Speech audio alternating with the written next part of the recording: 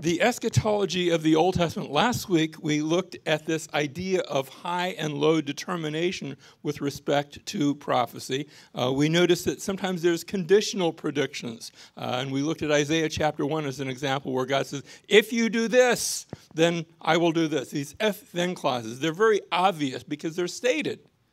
We're going to see a few more of those even this morning.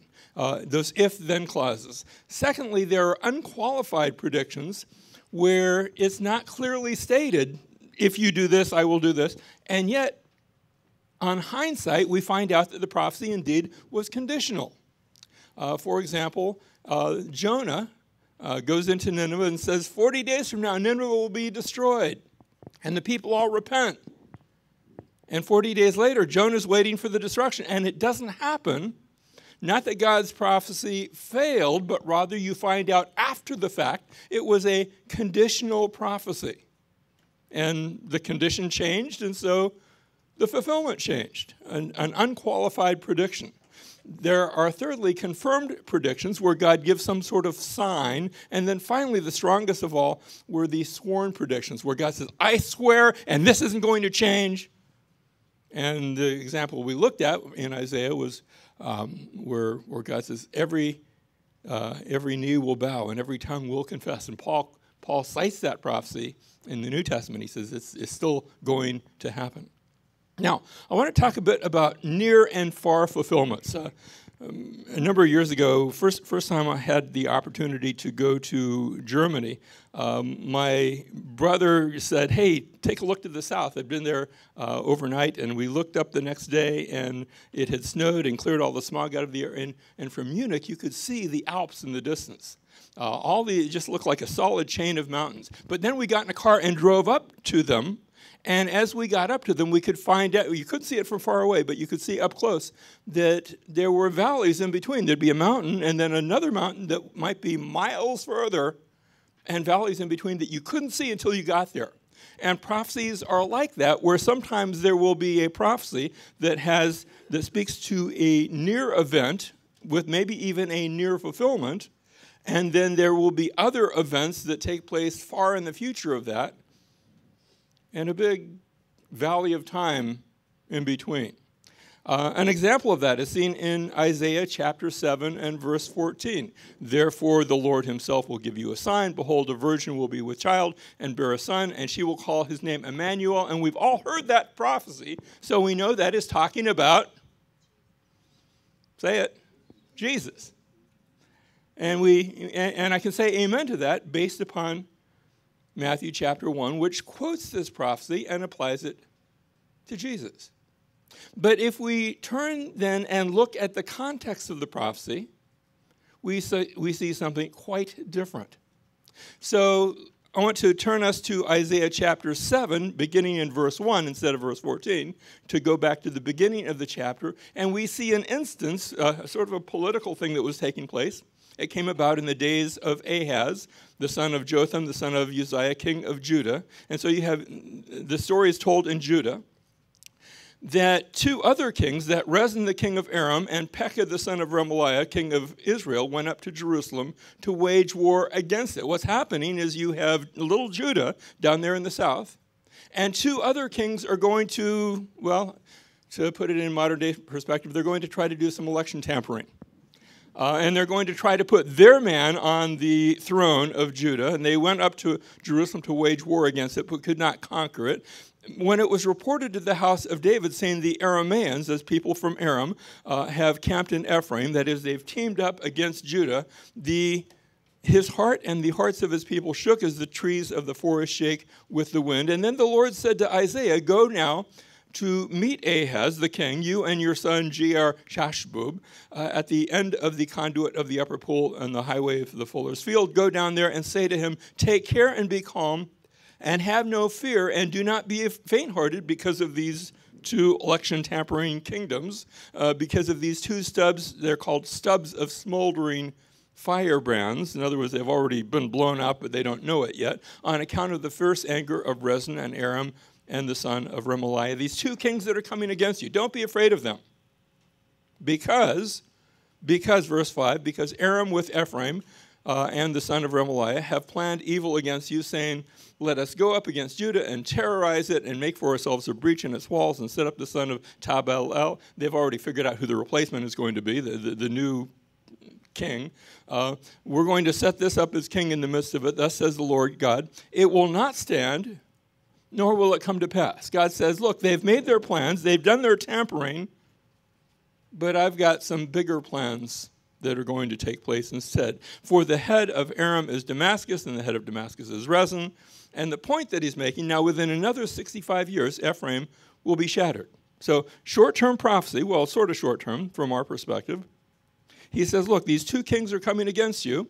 This king of Aram and this king of Israel is coming against the king of Judah.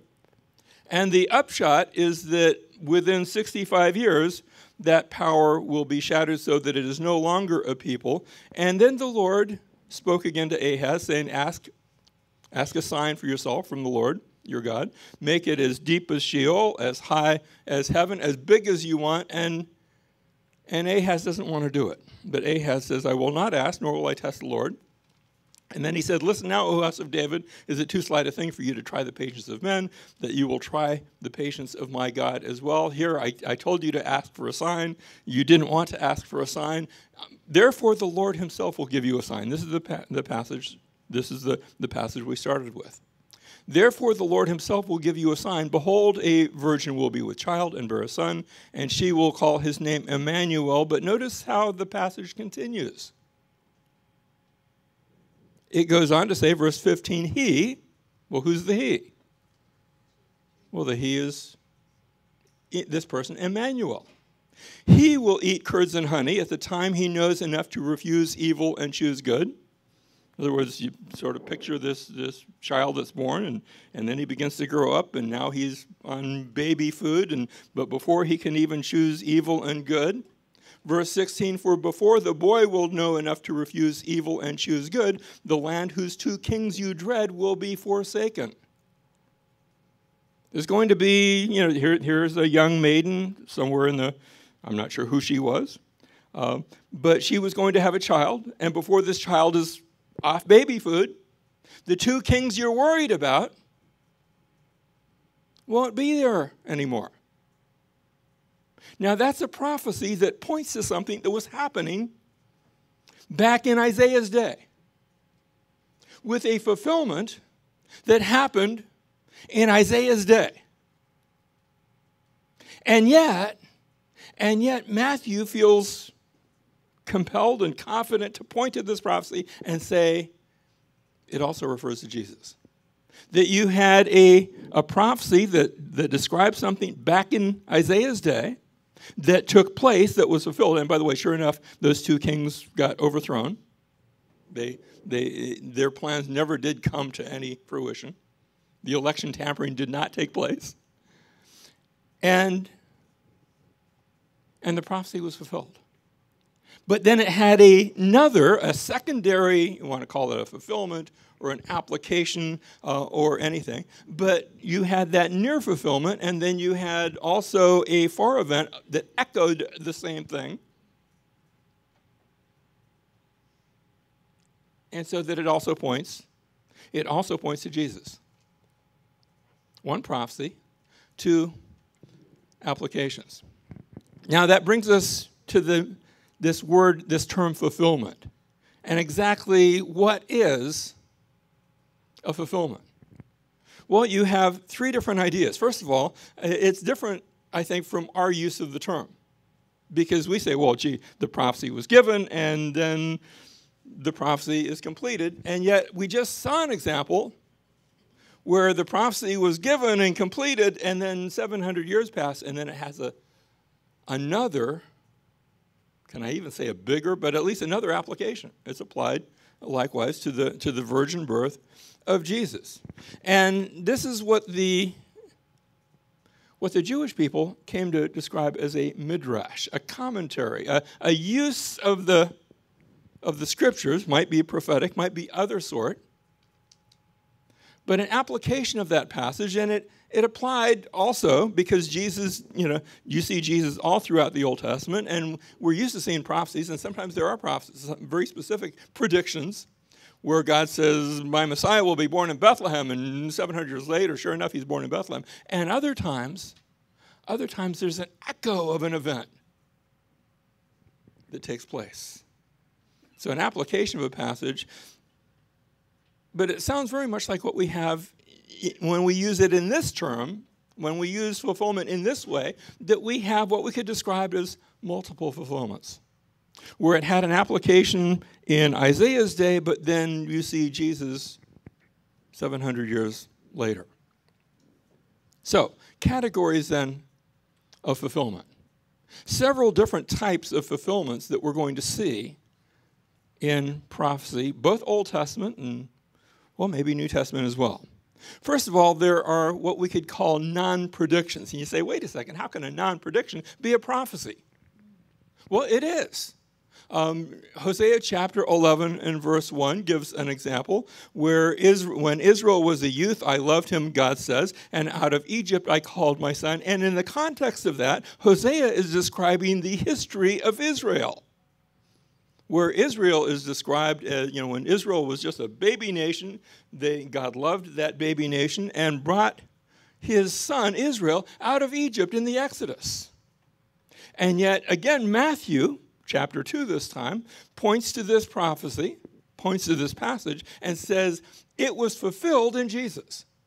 That what happened to Israel, in the same way that Israel was a baby nation and brought out of Egypt, so Jesus as a baby, in Matthew chapter 2 tells a story about how his parents took him down to Egypt to escape Herod the Great, and then brought him again out of Egypt. So you have a fulfillment of a non-prediction. The passage it's not predicting something, it's not saying it's going to happen, it's describing something that had already taken place, and yet again, it echoes of Jesus. A non-prediction can be a fulfillment. But secondly, there are those predictions which are given and then fulfilled. And we just saw the example of Isaiah chapter 7, verse 14, where there is a completed prediction, and yet 700 years later it has a second application, fulfillment, whatever term you want to use there. And so you have predictions completed, but also you have predictions uninitiated. There are sometimes prophecies given in the Old Testament. We're going to look at some. And it's a prediction. It is a prophecy. And we look around for the fulfillment of that. We look for that to be complete, and it hasn't even started yet. And then the prediction, then the fulfillment comes. For example, Zechariah chapter 9, beginning in verse 9, rejoice greatly, O daughter of Zion. Shout in triumph, O daughter of Jerusalem. Behold, your king is coming to you. He is just and endowed with salvation, humble and mounted on a donkey, even on a colt, the foal of a donkey. And you will look in vain in Zechariah's day for some sort of fulfillment of that. There isn't one. Until Jesus comes into Jerusalem riding on a donkey. And there had been no previous initiation of that prophecy, and then he comes and he fulfills it. And the scriptures are full of that sort of prediction of Jesus, where it's not like the Isaiah 7:14 one, but it's where the Messiah's coming was fulfilled, and sure enough, he comes, and the prophecy is fulfilled. Now, I want to move now from fulfillments to trace, and this is going to be the bulk of our time this morning, to trace and look at the idea that you see beginning all the way back in Genesis chapters 1 and 2, but tracing all throughout the Old Testament, and I think into the New Testament as well. The idea of sacred, and I'm going to use the word sacred space, although I could just as easily call it a sacred place or a sacred location, and put that alongside the idea of the covenant. So I'm entitling this section, Sacred Space and Covenantal History. And of course, we go all the way back to Genesis chapters 1 and 2, and God creates the heavens and the earth, and he puts mankind, and there's only two of them, Adam and Eve. He puts the man and the woman, yes, on the earth, but in one particular part of the earth. He puts them, in chapter 2, in a garden, a special place. And a garden presupposes, when you have a garden, that's like one area as opposed to all the other areas. And you say, well, wasn't the whole earth a garden? Well, maybe it was. I don't know. But one particular part is called the garden, and they are placed there, and that's the place where God is going to meet with them. We see that in chapter 3, where God shows up. And even earlier than that, God shows up, and he speaks to them. And so God gives them a place, a land, that is set apart for him to come and meet them. And, of course, you know how the story develops. They sin. And Genesis chapters 1 and 2 and even chapter 3, they don't use the word covenant there to describe that. But looking back on that, Hosea chapter 6 and verse 7 does describe that. And say, when Hosea chapter 6 verse 7 says, just like Adam, Israel has broken the covenant, which sort of presupposes that there was a covenant back in Adam's day for him to break too. And so even though the term's not used, there's a covenant idea there. And God gives the land, but then because of their sin, they are removed from the garden. They are removed from that sacred location, that sacred space. And now God gives a promise. They have been removed from the place where God is, and yet we see them in first we see them in chapter 3, where God gives a promise, and he covers them with coats of skin. And he gives to them a promise of the future that there's coming a day, a prophecy that there's coming a day when the work of the serpent will be overthrown. And things will be restored.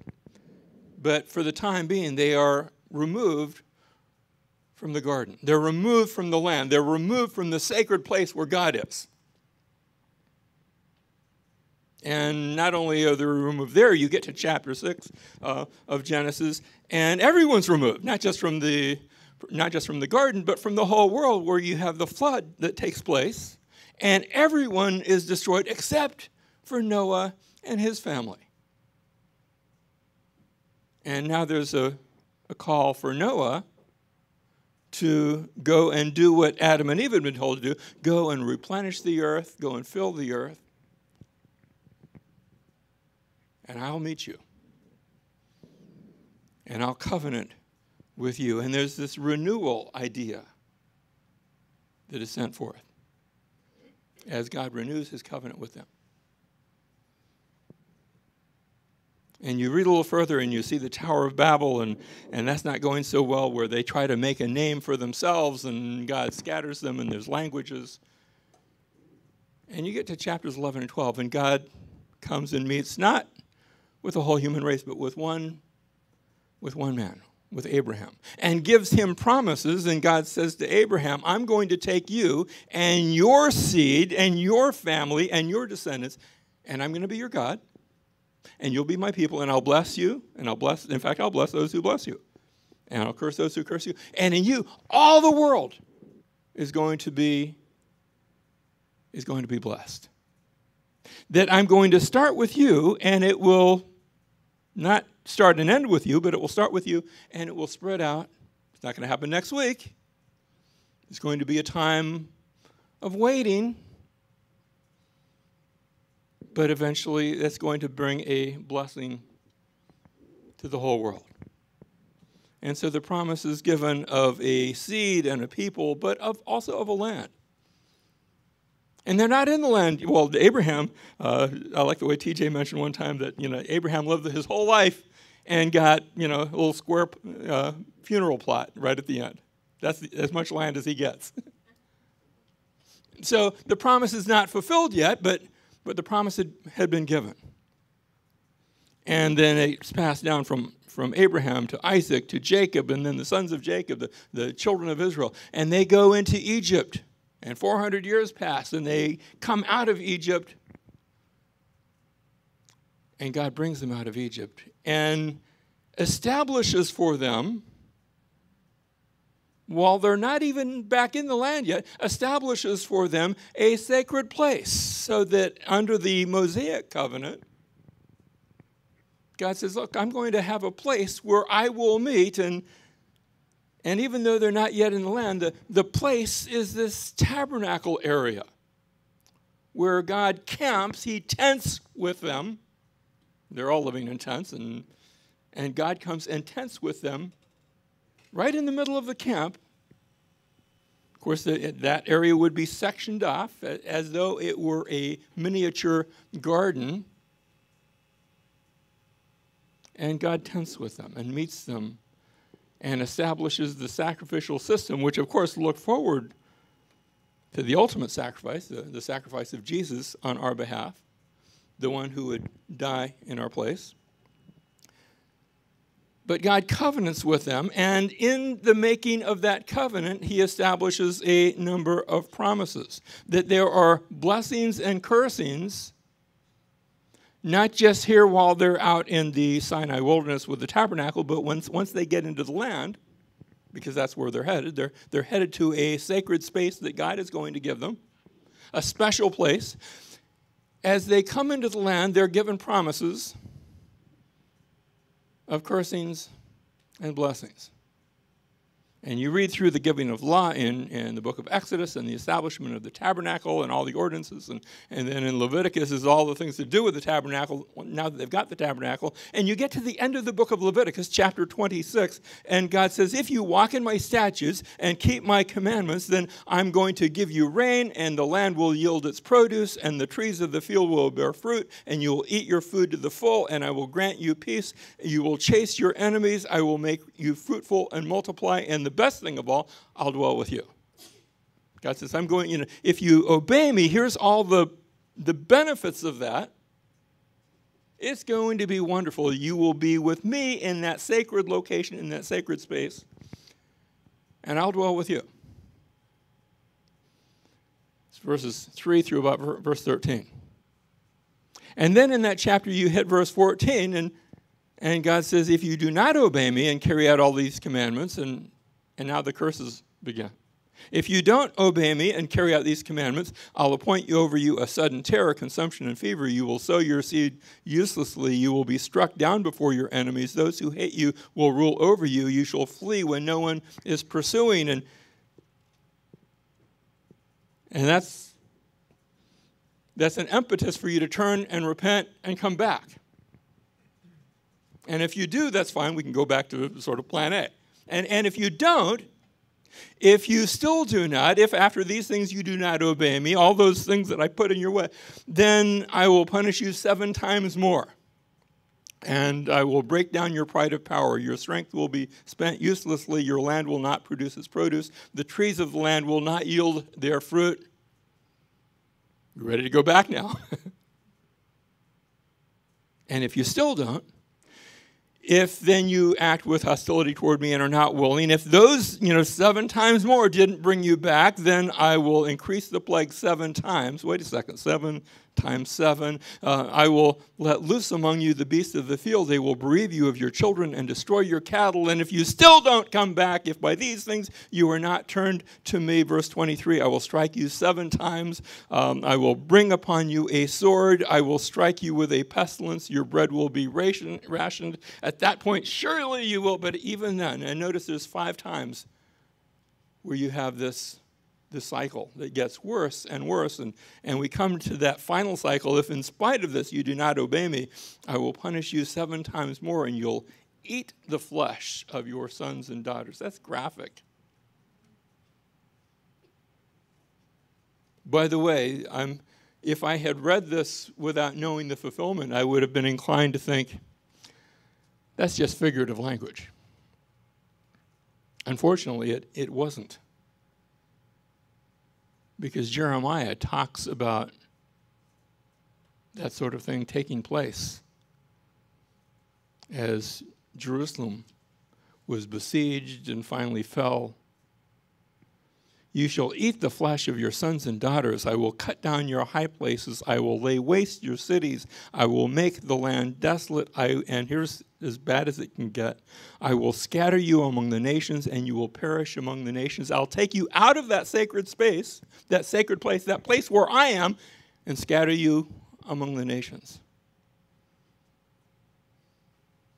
And you'll die there. And what God has just done through Moses here in Leviticus 26, he's given you the rest of the Old Testament story. Which is why critics of the Bible, people that don't believe the Bible is the Word of God, look at Leviticus and say, well, that had to be written after the Babylonian captivity. Because it describes it. And they don't believe in prophecy. Well, I do. And we actually have portions of the Pentateuch dating, actually physical pieces. I think the oldest is known as the Silver Scroll Amulet that dates almost to David's day, long before the Babylonian captivity. So sorry, critics, you're wrong. The passage doesn't end there, and this is the good news. If they confess their iniquity, or if their uncircumcised heart becomes humbled, even after all of that, God says, I will remember my covenant. I will remember the land. I will not reject them to destroy them, and I will remember for them the covenant with their ancestors. That even when they are driven from the land, there's a hope. Remember the who knows principle from last week? There's a hope of an eventual return. I'll remember them. I'll bring them back. And that's the pattern that we see throughout Old Testament prophecy. This idea that that he would call his people to be holy, put them in a special place, and if they did not obey, and they didn't, he would drive them out of the land, but there was still a hope for a return. So this call to be holy, this warning of judgment, but this promise of a restoration where God brings them back and once again plants them in the land. And that pattern is one that we see throughout the rest of the Old Testament, where he does both historically but also prophetically exactly that. So blessings and cursings in the land. And of course, before you've even gotten out of the Pentateuch, the first 5 books of Moses, God promises that there would be a prophet that would be like Moses. That in the same way that Moses had face-to-face talk with God, that there would be another prophet eventually, and Deuteronomy actually ends saying, and since that time there hasn't been any prophet like Moses. But there will be.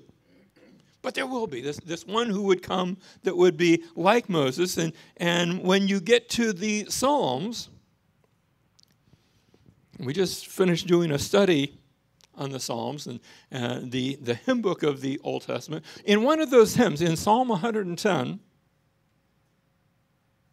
there's a passage that people understood to be talking about David, but also David's better son, his greater son, the son of David. And in the middle of that, God says, I have sworn. Remember, there are the conditional prophecies. There's the prophecies where you can't tell if it's conditional or not. There's the prophecies that have a sign, but then there's the sworn prophecies. And God says, I have sworn, you are a priest forever according to the order of Melchizedek. And that's something that at that point in the Bible hadn't gotten a lot of press. Even later on, the Bible doesn't get a lot. Where this priesthood that was older than the Aaronic priesthood, a priesthood that goes back to this obscure Canaanite king by the name of Melchizedek, and we don't know where he came from or where he went afterwards, but he had this encounter with Abraham, and God says, you're a priest forever according to that kind of more ancient priesthood, a priest, a prophet. And you get to King David, and you find out that David becomes king, but then God enters into a covenant with David, 2 Samuel chapter 7,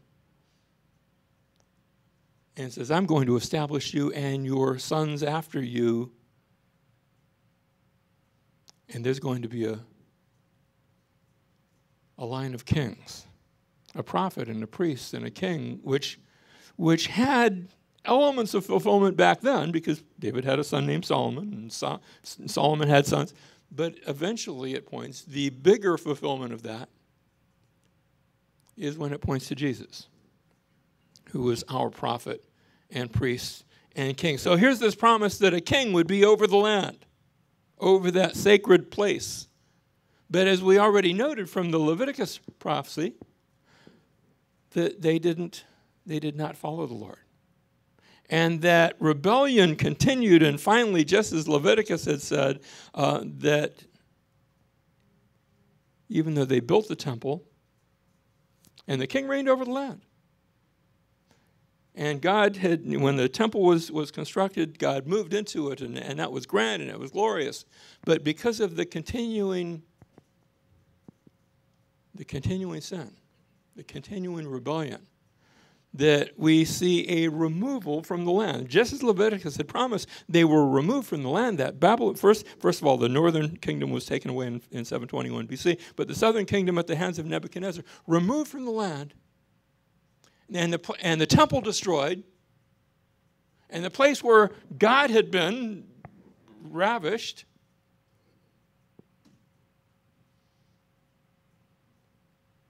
But before the Old Testament ends, they're brought back. And both Ezra and also the prophetic books of Haggai and Zechariah tell the story of them coming back into the land and rebuilding the temple. The temple that had been destroyed now is restored just as had been promised. And the prophets use a term to describe that destruction. They refer to it, that judgment, and you begin to see it in places like Joel and Hosea and Isaiah. The prophets refer to that as the day of the Lord. And when you hear the day of the Lord, you always have this idea. It refers to judgment. There might be other things that coincide too, but it always has that idea of judgment. The day of God's coming judgment.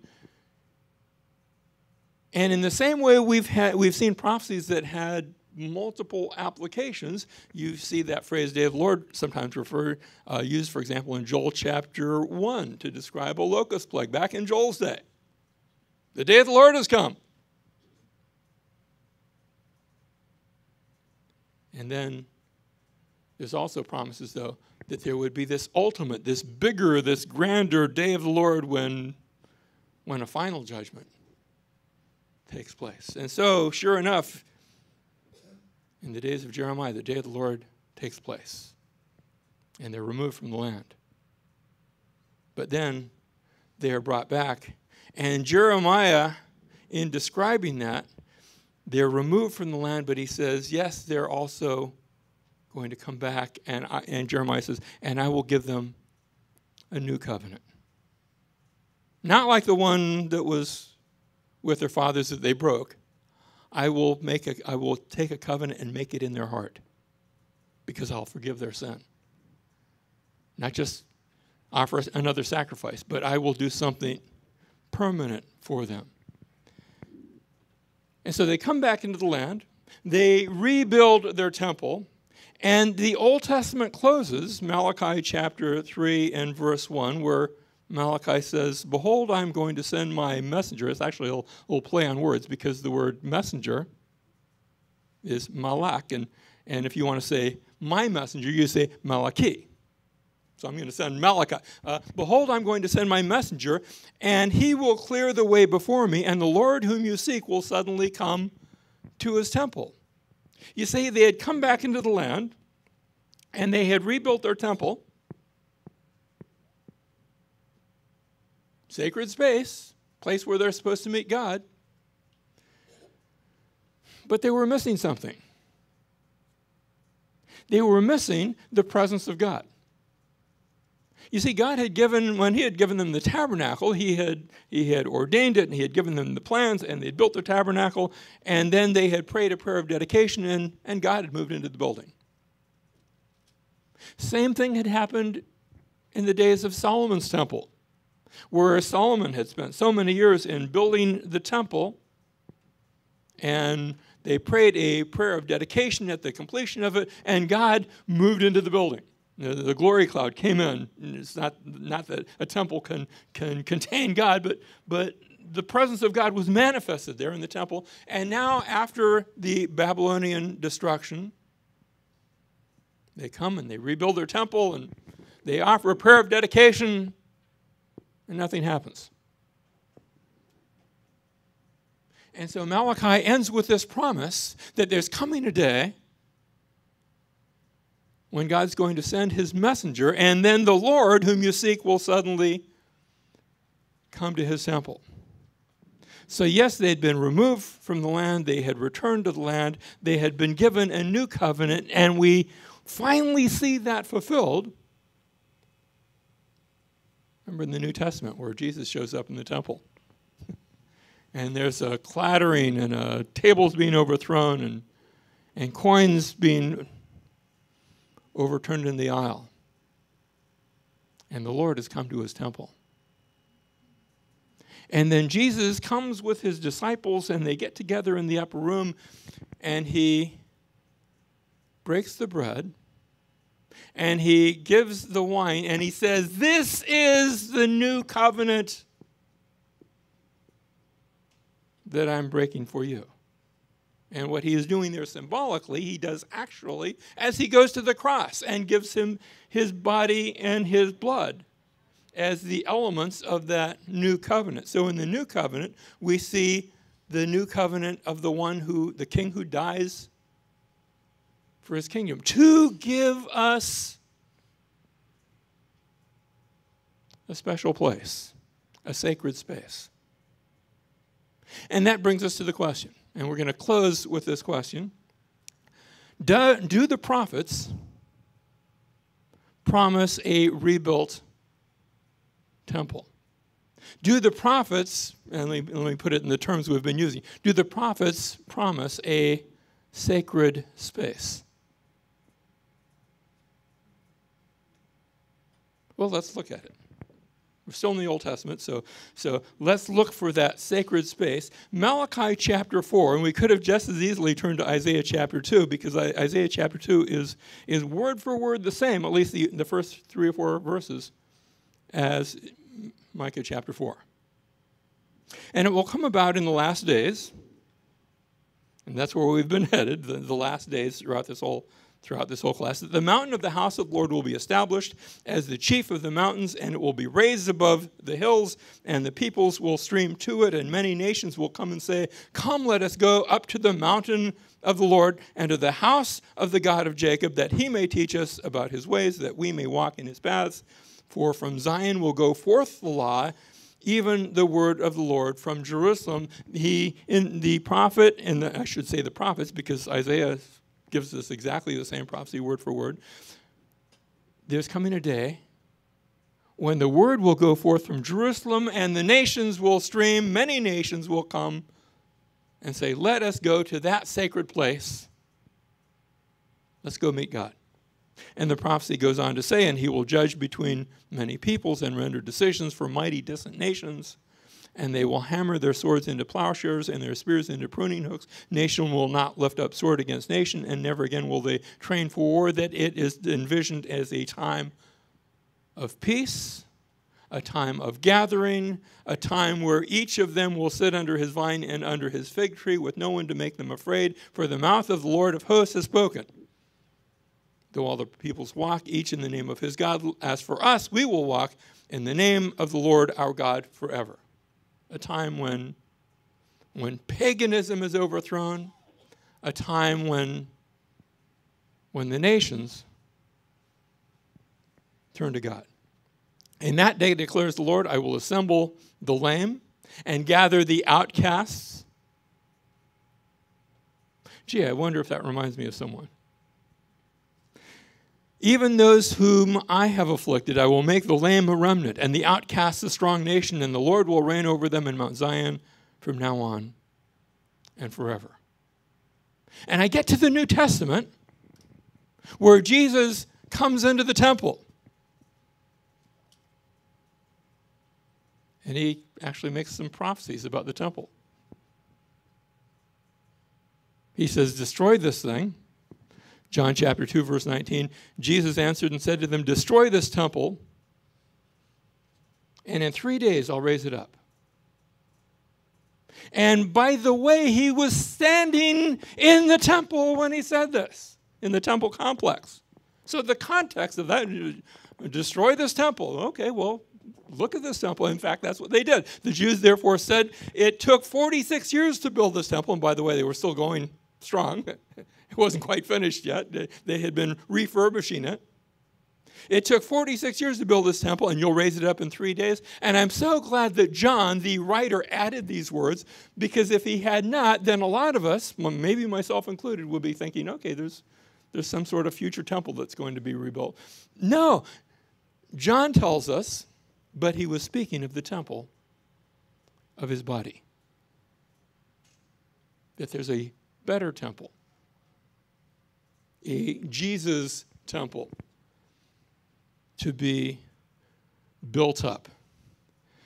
And the New Testament, next week we'll be moving into the gospel or eschatology of Jesus and also of the apostles. But Paul says in Ephesians chapter 2, verse 19, so then you're no longer strangers and sojourners, but you are fellow citizens with the saints. And he's not talking to an exclusive Jewish audience here. He's speaking to Jews and Gentiles, Christians, those who have come into the faith. You are fellow citizens with the saints and also of the household of God, being built upon the foundation of the apostles and prophets, Christ Jesus himself being the cornerstone. Notice verse 21, in whom the whole building being fitted together is growing into a holy temple. Is there a rebuilt temple? Yes. When's it going to be? Well, look at the one sitting next to you. We are the fulfillment, the ongoing fulfillment of this prophecy. You say, will he build a temple? Yes, he is building a temple. He is the temple, and as you are in him, you're that temple too. And so echo the words of the Old Testament, the stone that the builders rejected has become the chief cornerstone. God is building something, and he's not done yet. How do I know he's not done yet? We're still here.